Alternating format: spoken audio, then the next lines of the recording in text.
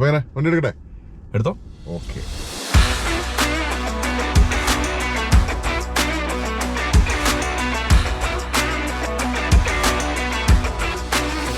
അപ്പൊ ഇതാണ് ഇന്നത്തെ നമ്മുടെ ടെസ്റ്റ് ഡ്രൈവ് കിയ EV6. അടിപൊളി. എങ്ങനെയുണ്ട്?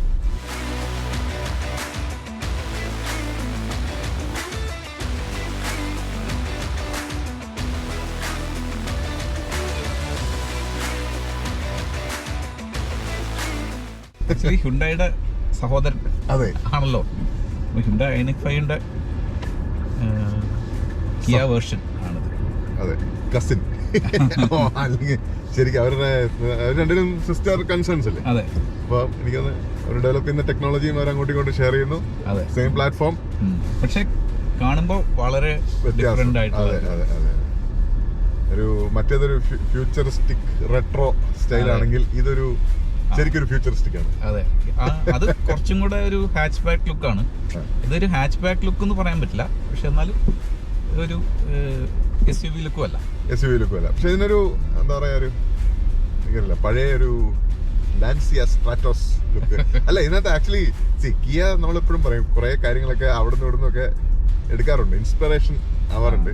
അപ്പൊ ഇതിനകത്ത് ഇപ്പൊ നോക്കിക്കഴിഞ്ഞാൽ ഗിയർ സെലക്ടർ നമ്മുടെ ജാഗ്വർ S ടൈപ്പിന്റെ പോലത്തെ റോട്ടറി ഗിയർ സെലക്ടർ ആണ്. അതുപോലെ ഇപ്പോൾ ഈ സ്റ്റിയറിംഗ് വീലിലുള്ള ബട്ടൺസ് അതിലൊരു മെർസിഡീസ് കട്ടുണ്ട്. എക്സ്റ്റീരിയർ അത് എനിക്കറിയില്ല, ഒരു ഓഫ് ചോയ്സ് ആണ്. അത് ഇഷ്ടപ്പെടുമോ ഇല്ലയോ എന്നുള്ളത് ഒരു പ്രത്യേകതരം ലുക്കാണ്. അതെ, ഒരു പക്ഷെ എനിക്കിഷ്ടമാണ് എന്റെ ലുക്ക്. ഫ്രണ്ടിൽ നിന്നും ബാക്കിൽ നിന്നും ആ ലൈറ്റ് കാണാൻ ഒരു രസമുണ്ട്. അത് പറഞ്ഞപ്പോൾ അത് ആസ്റ്റൺ മാർട്ടിന്റെ DBX 707 അതിൽ നിന്ന് ആണ് എനിക്ക് കുറച്ചും കൂടെ. പക്ഷെ EQXX ഇത് കഴിഞ്ഞു വന്ന അപ്പൊ അവർ ഇതിൽ നിന്ന് എടുത്താന്ന് കഴിഞ്ഞ ഉടനെ വന്ന അത്രയ്ക്ക് കോപ്പി അടിക്കാൻ സമയം കിട്ടിയിട്ടുണ്ടാവില്ല. പക്ഷെ എനിക്കൊന്ന് അത് കൂടുതൽ എയറോഡൈനാമിക്സിന് വേണ്ടിയുള്ളൊരു ഡിസൈൻ ആണോ അറിയില്ല, അതോ ഒരു വിഷ്വൽ ഇത് മാത്രമേ ഉള്ളൂ എന്ന് അറിയില്ല. കാരണം പക്ഷെ അതെ ഇതിന്റെ ഡിസൈനില് പല സ്ഥലങ്ങളിലും ഒരു എയറോഡൈനാമിക്സിന് വേണ്ടി ഒരു കുറച്ച് ബുദ്ധിമുട്ടിയായി തോന്നാം. റിയർ വ്യൂ മിററിന്റെ ഒരു ഷേപ്പ് ആ ഒരു ലുക്ക് ഉണ്ട്. സാധാരണ കാണുന്നതിനേക്കാളും ഭയങ്കര വലിയൊരു ഹൗസിംഗ് ആണ് മിററിന്. പിന്നെ അതിന്റെ എഡ്ജസിൽ ഒരു കർവും ഉണ്ട്. വേറെ നമ്മുടെ ബാക്കിലുള്ള സ്പോയിലേഴ്സിന് ഇടയിൽ കൂടെ എയർ ഫ്ലോയിനുള്ള ഒരു ഓപ്ഷൻ ഉണ്ട് അവിടെ. സോ ഒരു ജനറലി ഡിഫറെന്റ് ആണ്, പക്ഷെ നല്ല ലുക്കാണ്. അപ്പൊ ജനറലി നിങ്ങൾക്ക് എന്റെ ലുക്ക് ആൻഡ് ഫീൽ ഇഷ്ടപ്പെട്ടു? ഇത് നമ്മൾ പറഞ്ഞില്ല, ഇത് ബേസ് വേർഷൻ ആണ് ഇവിടെ ഉള്ള EV6 എന്ന് മാത്രം വിളിക്കുന്ന വേർഷനാണ്. ഇതിന്റെ മുകളിൽ GT ലൈൻ ഉണ്ട്. അപ്പൊ അതിന്റെ കുറച്ചുകൂടെ വിഷ്വലി ഡിഫറെന്റ് ആണ് GT ലൈൻ. എനിക്ക് നാട്ടിൽ ലോഞ്ച് ചെയ്തിരിക്കുന്നത് GT ലൈൻ വേരിയന്റ് ആണ്, അല്ലെങ്കിൽ ആ ട്രിം ലെവലാണ്.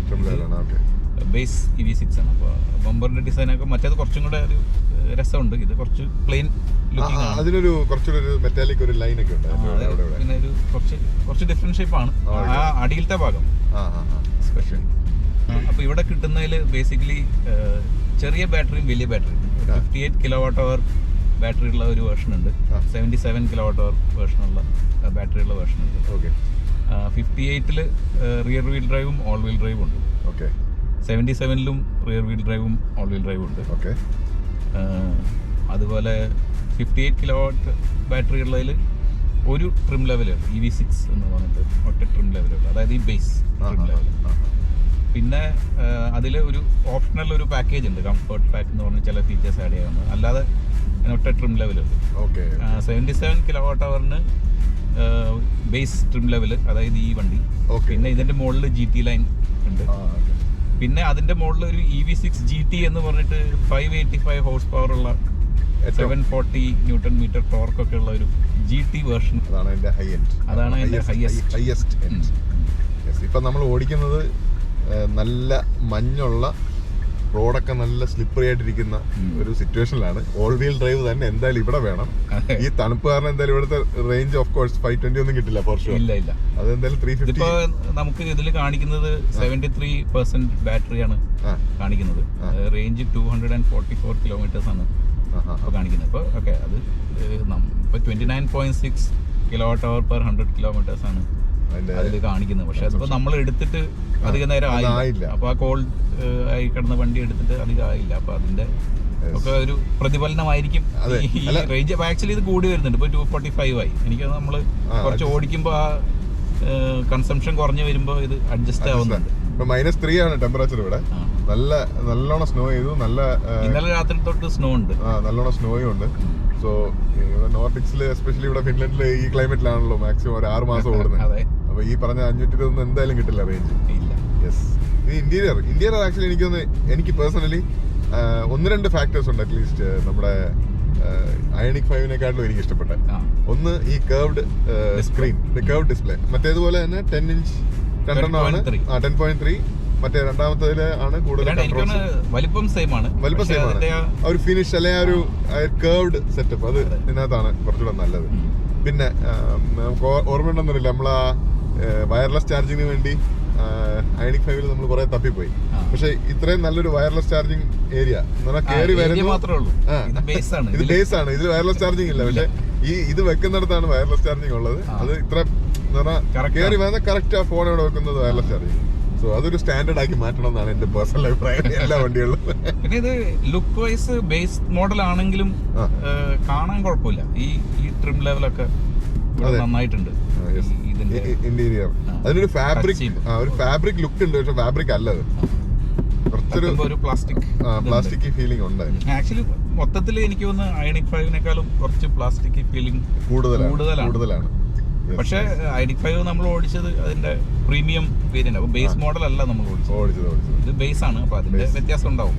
എനിക്ക് ആ സ്റ്റിയറിംഗിന്റെ അവിടെയുള്ള പ്ലാസ്റ്റിക് ഒക്കെ ഒരു പക്ഷെ അറ്റ്ലീസ്റ്റ് ഒരു ഇതുള്ളത് മറ്റേ മോർസ് കോഡ് ഒന്നും അടിച്ചില്ല ഇതിൽ. ആക്ച്വലി ഈ കിയയുടെ ഈ പുതിയ ലോഗോയെ കുറിച്ച് പല കംപ്ലൈന്റ് അല്ല, ഈ പറഞ്ഞ ആൾക്കാര് KN കാർ ഏതാണെന്ന് അന്വേഷിക്കുന്നത്. ശരിയാണല്ലോ. ഇപ്പൊ നിങ്ങൾ ഇനിയിപ്പോ എനിക്കത് എന്താ ഈ എന്നിന്റെ മിറർ റിഫ്ലക്ഷൻ. അപ്പൊ അവരുടെ ഈ ലോഗോ ചേഞ്ച് കഴിഞ്ഞിട്ട് ആൾക്കാർക്ക് മനസ്സിലാവുന്നില്ല ഏതാണ് വണ്ടി, കാർ എന്ന് പറഞ്ഞിട്ട് ഒരുപാട് ഗൂഗിൾ സെർച്ചുകൾ നടക്കുന്നുണ്ടെന്ന് ഞാൻ വായിച്ചു. നമ്മുടെ ഈ അയണിക് 5-ന്റെ അതേ ഇൻസ്പിറേഷൻ അവിടെ ഒരു വട്ടത്തിലായിരുന്നു ഡ്രൈവ് മോഡ് സെലക്ടർ. ഇവിടെ ഒരു കുറച്ചൊരു ആംഗുലർ ഡ്രൈവ് മോഡ് സെലക്ടർ അവിടെ തന്നെ ഉണ്ട്. സെയിം ഡ്രൈവിംഗ് മോഡ്സ് ആണ് ഇതിലും. പിന്നെ എനിക്ക് തോന്നുന്നു ഈവൻ ഡിസ്പ്ലേ ഏകദേശം സെയിം ലുക്ക് ആൻഡ് ഫീൽ ആണ്. ഇതിലിപ്പോ ഡാർക്ക് മോഡാണ് ഇരിക്കുന്നതേ ഉള്ളൂ. വൈറ്റ് ആയിരുന്നുണ്ട്. പിന്നെ ഹഡ് ഡിസ്പ്ലേ ഒന്നും ഇല്ല, കാരണം ഓഫ് കോഴ്സ് ബേസ് മോഡൽ ആയതുകൊണ്ട് ഇതിനകത്ത് ഉണ്ടാവില്ല. പിന്നെ ഫ്രണ്ട് സീറ്റ് ഹീറ്റഡ് ആണ്. പിന്നെ ഈ ബേസ് മോഡലിൽ തന്നെ സ്റ്റിയറിംഗ് വീലും ഹീറ്റഡ് ആണ്. റിയർ സീറ്റ് ഹീറ്റിംഗ് ഇല്ല. പക്ഷേ ബേസ് മോഡലിൽ ഇല്ല. നമുക്കത് ഓപ്ഷണലി ആഡ് ചെയ്യാനും പറ്റില്ല. ഇതൊരു വിന്റർ ഡ്രൈവിങ്ങിന് സ്പെസിഫിക് ആണ്. എനിക്കൊന്ന് ഇപ്പൊ വിന്ററിലാണ് നമ്മൾ ഡ്രൈവ് ചെയ്യുന്നത്. കറക്റ്റ് കൈ വെക്കുന്നിടത്ത് തന്നെ എല്ലാം ഉണ്ട്. എസ്പെഷ്യലി ഇമ്പോർട്ടന്റ് അല്ല സീറ്റ് ഹീറ്റിംഗ്, സ്റ്റിയറിംഗ് ഹീറ്റിംഗ് സാധനങ്ങളെല്ലാം. പിന്നെ ബാക്ക് സീറ്റിൽ ഇരുന്ന് നോക്കിയിട്ട് എങ്ങനെ ഉണ്ടായിരുന്നു? ബാക്ക് സീറ്റ് കുഴപ്പമില്ല. എനിക്ക് അത്യാവശ്യം നല്ല സപ്പോർട്ട് ഉണ്ട്. ഇതിന്റെ നീളം ഇഷ്ടം പോലെ ഉണ്ട്. ഇതിന്റെ നീളം ഹ്യുണ്ടായി സെയിം പ്ലാറ്റ്ഫോം അല്ലേ? അപ്പൊ അതിനേക്കാൾ ആക്ച്വലി ഒരു ഇത്തിരി നീളം കൂടുതലാണ് ഇത്. അധികമൊന്നുമില്ല, വളരെ ചെറിയ വ്യത്യാസമേ ഉള്ളൂ. വീൽ ബേസും ആക്ച്വലി ഇതിന് ഇത്തിരി കുറവാണ്. ഇത് ഹ്യുണ്ടായി അയണിക് 5-നേക്കാളും ഒരു ഇത്തിരി നീളം കൂടുതലാണ്. പക്ഷെ വീൽ ബേസ് ഇത്തിരി കുറവാണ്. പക്ഷെ എനിക്ക് തോന്നുന്നു നമ്മള് അത്ര വ്യത്യാസമൊന്നും അറിയുന്നില്ല. 2900 mm ആണ് വീൽ ബേസ്, 3000. ഒരു ചെറിയ വ്യത്യാസമേ ഉള്ളൂ വീൽ ബേസിൽ. പക്ഷെ പുറകില് ഇഷ്ടം പോലെ സ്ഥലമുണ്ട്. പക്ഷെ എനിക്ക് അതിന്റെ ബൂട്ട് 520 ലിറ്റേഴ്സ് ആണ് പറയുന്നത്. പക്ഷേ ഹ്യുണ്ടായി അയണിക് 5-ന് അത് തന്നെയാണ് പറയുന്നത്. മറ്റേ അതിന്റെ കുറച്ചുകൂടെ ഒരു സ്ക്വയർ ഷേപ്പാണ്. ചെറിയൊരു സംശയം ഉണ്ട് എനിക്കത്. എങ്ങനെയാണ് മെഷർ ചെയ്തിരിക്കുന്നതെന്ന്. അതിന്റെ പോലെ തന്നെ അതേ സ്ഥലത്ത് 12 വോൾട്ടിന്റെ ഒരു ചാർജർ ഉണ്ട്. പിന്നെ ഇതിനകത്തുള്ള ഒരു ഗുണം എന്ന് പറഞ്ഞു കഴിഞ്ഞാൽ നമ്മുടെ ബാക്ക് സീറ്റ് ഡിക്കിയിൽ നിന്ന് ഒരു വലി വലിച്ചു കഴിഞ്ഞാൽ അത് താഴോട്ട് തുറക്കാം. അപ്പം ഈ പറഞ്ഞ വേറെ സാധനങ്ങളൊന്നും വലിക്കാനും പിടിക്കാനൊന്നും പോകണ്ട. ബാക്ക് സീറ്റ് റിക്ലൈൻ ആംഗിൾ, പക്ഷേ ഫ്രണ്ട് ആൻഡ് ബാക്ക് സ്ലൈഡിംഗ് ഇല്ല. അത് നമ്മുടെ അയണിക് 5-ൽ ഉണ്ടായിരുന്നു. പിന്നെ ഈ അണ്ടർ തൈ സപ്പോർട്ട് പറഞ്ഞാൽ ഇപ്പൊ ഈ ജനറലി EV വെഹിക്കിൾസിന് സീറ്റിന്റെ ഹൈറ്റ് കുറച്ച് കുറവാണല്ലോ, കാരണം നമ്മുടെ ബാറ്ററി അവിടെ ഇരിക്കുന്നുണ്ട്. അപ്പൊ ഈ നമ്മള് അയണിക് 5-ൽ ഇരുന്നപ്പോഴും അതാണോ നമ്മുടെ GLC-ൽ ഇരുന്നപ്പോഴാണോ ഏതോ അതിനേക്കാൾ ബെറ്റർ ആണ് ഇത്. പക്ഷെ നമുക്ക് അറിയാം ഹൈറ്റ് കുറവാണെന്നുള്ളത് നമ്മൾ ഇരിക്കുമ്പോൾ മനസ്സിലാവും. പിന്നെ നമ്മള് ഡിക്കിയുടെ കാര്യം പറയുമ്പോൾ ഫ്രണ്ടിലെ ബൂട്ട് സ്പേസും ശ്രദ്ധിച്ചു. 20 ലിറ്റർ ആണ്. 20 ലിറ്റർ. ഈ പറഞ്ഞ ചാർജർ കേബിൾ വെക്കാം. ഐനിക് 5ന്റെ അതേ സെറ്റപ്പാണ് അവിടെ. പിന്നെ ഇത് ബേസ് മോഡൽ ആയതുകൊണ്ടായിരിക്കും ഡിക്കി ബാക്കിൽ നമ്മുടെ ഇലക്ട്രോണിക് ക്ലോസ് ടെയിൽ ഗേറ്റ് ഇല്ല, ഇലക്ട്രിക് ടെയിൽ ഗേറ്റ് ഒന്നുമില്ല. പക്ഷെ ഫ്രണ്ടില് നമ്മള് ഉയർത്തിയപ്പം ഗ്യാസ് സ്ട്രട്ടർ. ബാക്കിലില്ല. സോ ഇവിടുത്തെ വില എങ്ങനെയുണ്ട്? ഈ ബേസ് മോഡലിന് ഇപ്പോൾ ഞാൻ നോക്കിയിട്ട് 61,500 ആണ്. ഇത് തന്നെ ഓൾ വീൽ ഡ്രൈവ് തന്നെ GT ലൈൻ എടുത്തു കഴിഞ്ഞാൽ 64,500, ഏകദേശം 3000 യൂറോ. പക്ഷെ ജനറലി സ്പീക്കിംഗ് നമ്മുടെ Hyundai Ioniq 5 ഏകദേശം GLB കൂടുതലാണ്. GLBയും അത് നമ്മളെ ഓപ്ഷൻസ് ഉണ്ടായിരുന്നു, അങ്ങനെയാണ് 70,000 ആയത്. ഇതിലും ആക്ച്വലി എനിക്ക് ഒന്ന് ഇതിന്റെ 64,000 പറഞ്ഞല്ലോ GT ലൈന്, അതിന്റെ മേലെ ഈ പ്രീമിയം പാക്ക് എന്ന് പറഞ്ഞാൽ 4,000 യൂറോ കണ്ടാണ്. അപ്പൊ അത് ചേർത്ത് കഴിഞ്ഞാൽ റേഞ്ച് എത്തി. നാട്ടിൽ ഇതിന്റെ വില എത്ര? നാട്ടിലിന്റെ വില എനിക്ക് ഓൺ റോഡ് 70 lakhs ആണ്. 70 lakhs. കിയ എന്ന് പറയുന്നത് ഒരു പ്രീമിയം അത്ര ആസ്പിറേഷണൽ ബ്രാൻഡ് ആണോ? അല്ല. ഓഡി വെച്ച് നോക്കിയാലോ മെർസിഡീസ് വെച്ച് നോക്കിയാലോ അല്ല. പക്ഷേ എന്താണ് വണ്ടിയിൽ നിന്ന് വേണ്ടത് എന്നുള്ളത്. ഇതിന്റെ ചാർജിങ്ങും നമ്മുടെ Hyundai Ioniq 5 പോലെ തന്നെ ആയിരിക്കില്ല. അതെ, കാരണം ഫാസ്റ്റ് ചാർജിങ് ഉണ്ടല്ലോ. 18 മിനിറ്റ്സ് 10 to 80%. 240 kilowatt hour ആണ് പീക്ക്. കിലോവാട്ട് ആണ്. ഒരു രസമായിരുന്നു, ഒരു കാണാൻ രസമായിരുന്നു. നമ്മള് പൊക്കോണ്ടിരുന്നത് 30-ലോ 35-ലോ കണ്ടാന്ന് ആലോചിക്കണം. എന്നിട്ടും നമ്മുടെ വണ്ടി ഒന്ന് ചെറുതായിട്ടൊന്ന് നമ്മള് ചാർജിങ് ആണ് പറഞ്ഞത്. 240 കിലോവാട്ട് ആണ് പീക്ക് ചാർജിങ് പറയുന്നത്. ഈ പറഞ്ഞ 18 മിനിറ്റ്സ് ആണ് 10 to 80% ചാർജ്. അത് ആക്ച്വലി എല്ലാ വേർഷനും അതാ പറയും. 58 kilowatt hour ബാറ്ററിയുടെയും 10 to 80% 18 മിനിറ്റ്സ് തന്നെയാണ്. പക്ഷെ അതിന്റെ പീക്ക് 180 kilowatt ആണ്. ഈ 240 ഇല്ല. 180 kilowatt ആണ്. പക്ഷെ 10 to 80% 18 minutes. AC charging 10.5 kilowatt ആണ് മാക്സിമം. അപ്പൊ അത് വെച്ചിട്ട് 7.5 മണിക്കൂറാണ് വലിയ ബാറ്ററിക്ക്. ഏകദേശം 6 മണിക്കൂറാണ് ചെറിയ ബാറ്ററി. ഇതിന്റെ ഇപ്പൊ മെയിൻ കോമ്പറ്റീഷൻ എന്ന് പറഞ്ഞാൽ ഓഫ് കോഴ്സ് നമ്മള് Hyundai നമ്മൾ കോമ്പറ്റീഷൻ ആയിട്ട് കാണുന്നില്ല. ഇതിന്റെ കസിൻ ബ്രദർ, സഹോദരി വടവർ ആണല്ലോ. അതിന്റെ കോമ്പറ്റീഷൻ എന്ന് പറയുമ്പോൾ മോഡൽ Y ആണോ?